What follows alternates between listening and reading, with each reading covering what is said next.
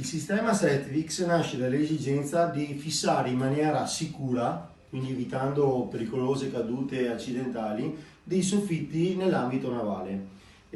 Va a sostituire i vecchi sistemi di aggancio a bottone che necessitano di fatica per l'aggancio e di un numero considerevole di viti. Il nostro sistema è composto semplicemente da un collarino o da una molla. Può essere fissato al pannello tramite 2 o 4 viti a seconda della durezza del pannello che si vuole andare a fissare. Normalmente con pannelli di compensato 2 viti sono più che sufficienti, garantiscono una tenuta che supera i 100 kg. Lo andiamo a fissare. Come vedete se si ha una foratura fatta a controllo numerico, questa cosa è molto veloce, o anche semplicemente attraverso una piccola maschera in compensato può essere, o anche a metro, può essere segnata.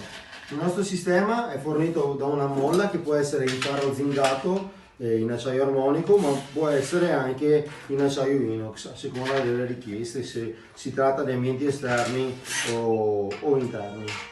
Una volta fissate i collarini e le molle, le si va a inserire nel foro. Il foro può essere di diametro dai 35 mm ai 50, non necessita di un foro estremamente preciso. Ecco, una volta inserito il pannello, inserita la prima, il pannello può stare appeso da solo, il che consente che anche un operatore può montare da solo un pannello molto grande. Inserita la seconda molla, il pannello è a cerniera, è appeso a cerniera.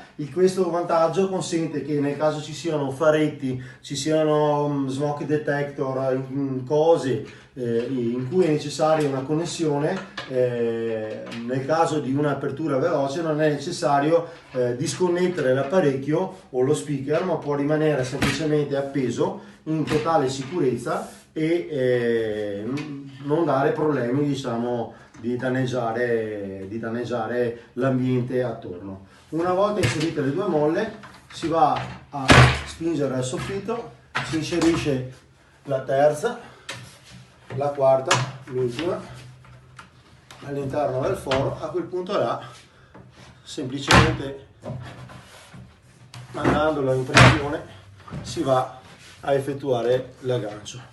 Una volta agganciato, 4 molle riescono a sopportare tranquillamente un 40-45 kg di trazione se fatta in centro, quindi diciamo è abbastanza forte e solido. La molla facendo una trazione riesce ad andare a compensare anche eventuali problemi di allineamento, nel senso, se il pannello è impanciato riesce a tirare il pannello e portarlo allineando al pannello sopra. Nel caso della smontabilità lo stesso è molto veloce, come ho detto prima, si agganciano le ventose, lo si porta in sicurezza, si sganciano le molle e il pannello è smontato.